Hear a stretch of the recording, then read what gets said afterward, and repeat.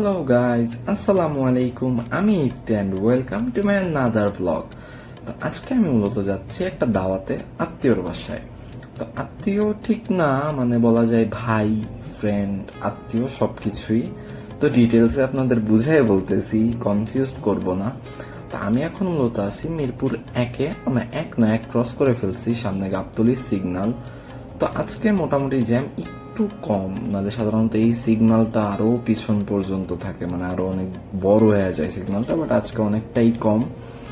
তো মোটামুটি আগের ফুটেজগুলো নেই, কারণ প্রচুর জ্যাম ছিল আজকে ওইদিকে, যার কারণে মনে হয়েছে যে না, ওইদিকের ফুটেজ আর না নেই, বাট এইখানে এসে বসে সিগন্যালেই পড়লাম। তো যাই হোক, আপনাদের এইগুলা দেখায় বোন না করি, একবারে জ্যাম থেকে বেরোয় তারপর কথা বলতেছি। হ্যাঁ, তো এখন চলে আসছি সাভার যাওয়ার রাস্তায়। তো গাবতলী ক্রস করে ফেলছি। তো এখন যাচ্ছি আমি মূলত আমার এক আত্মীয়র বাসায়, মানে আত্মীয় বলতে আমার বোনের শ্বশুর বাড়ি। তো আমার বোনের একটা দেবর আছে যে আমার বয়সী, অ্যান্ড তার সাথে আমার খুবই ভালো সম্পর্ক। তো ওই হিসাবে বলছি যে আত্মীয়, ভাই অ্যান্ড ফ্রেন্ড সব কিছুই বলা যায়।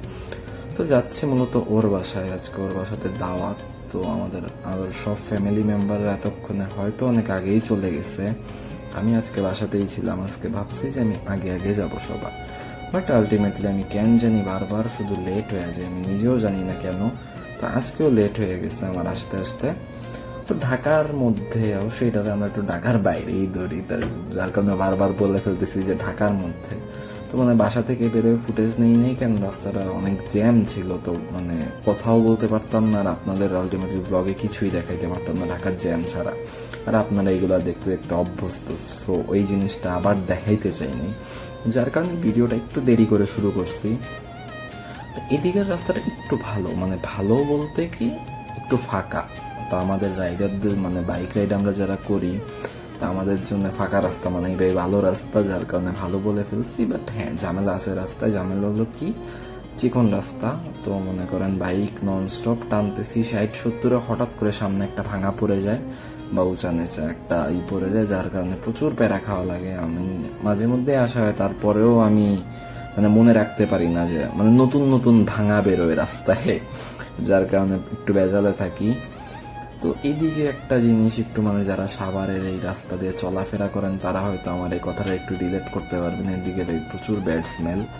অবশ্য হ্যাঁ, এদিকে দোষ দিয়েও লাভ নাই, এটা হয়তো আমাদের ঢাকার ভেতরে সব ময়লা, মানে আমরা যে ময়লাগুলো ফেলি সেই ময়লাগুলোই এইখানে আসে।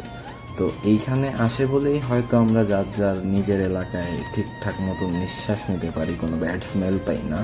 তো এইখানের দোষ আমি দিব না, বাট হ্যাঁ একটু স্মেল আছে ভাই, মানে এদিক দিয়ে যাওয়া আসার সময় একটু নাকে লাগে।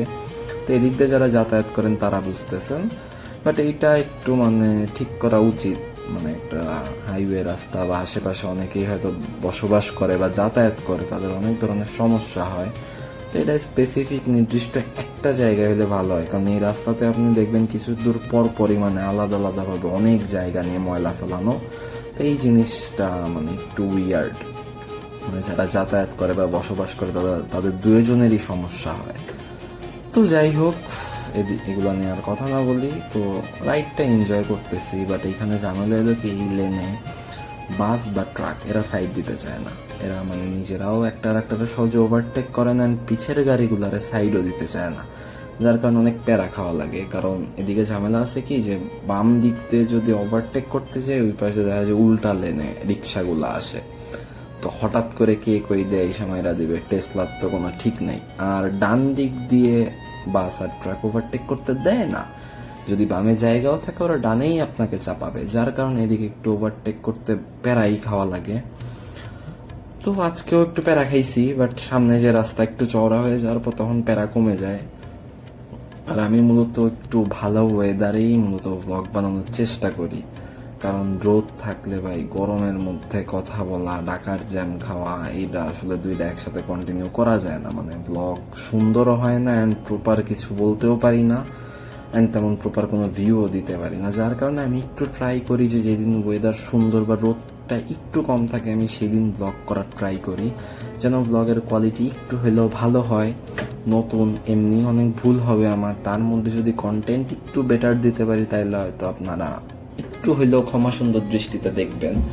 তো এমনিও আমার অনেক ভুল হইতেছে, যেমন আমি এখন পর্যন্ত মাইক সেট আপটা করতে পারি নাই। মোটো ব্লগে আমি এখনও ভয়েস ওভার দিয়ে যাচ্ছি, যেটা আপনারা হয়তো ফিল করতেছেন যে একটা প্রপার মোটো ব্লগিং হয়তো আপনারা পাচ্ছেন না, যার কারণে আমার এখানে একটা ভুল আছে। বাট আমার আর একটু সময় দেন, আমি ট্রাই করতেছি যে কোয়ালিটি আরও বেটার করার। বাট ভয়েস ওভারে আর কিছুদিন অ্যাডজাস্ট করেন, আমি আমার দিক দিয়ে হয়তো ঠিক করে ফেলবো। তো যাই হোক, এই ভিডিওটা আর বেশি একটা বড় করব না, কারণ আমি চলে আসছি, সামনের ইউটার্নটা নিলেই আমার আত্মীয়র এলাকা। তো ওই এলাকার ভিতরের রাস্তা না দেখাই শুধু শুধু। তো আলটিমেটলি যেই কথাটা আপনাদের বলবো, মোস্ট ইম্পর্টেন্ট, সেটা হলো আপনারা কেন সাবস্ক্রাইব করতেছেন না? আপনারা আমার চ্যানেলে ভিডিও দেখতেছেন বাট সাবস্ক্রাইব করতেছেন না। একটা ইউটিউবার বা একটা কন্টেন্ট ক্রিয়েটরের জন্য তার সাবস্ক্রাইবার সংখ্যা বা তার ফ্যামিলি বড় হওয়া অনেক কিছু। তা আমিও চাই আপনারা একটু কষ্ট করে সাবস্ক্রাইব করেন, যেন আমি মোটিভেট হই, আমি আরও বেশি বেশি ব্লগ বা ভিডিও বানাতে পারি। তো অবশ্যই সাবস্ক্রাইব করবেন অ্যান্ড লাইক কমেন্ট অবশ্যই করবেন। অ্যান্ড যারা ফেসবুক থেকে ভিডিওটা দেখতেছেন তারা একটু কষ্ট করে পেজটারে ফলো করে দিবেন অ্যান্ড অবশ্যই শেয়ার করবেন। তো ব্লগটারে আর বড় না করি, আপনারা সবাই যে যে যার যার জায়গায় ভালো থাকুন, সুস্থ থাকুন। অ্যান্ড আবার নতুন কিছু নিয়ে আসবো আপনাদের মাঝে। তো ততদিন পর্যন্ত আল্লাহ হাফেজ।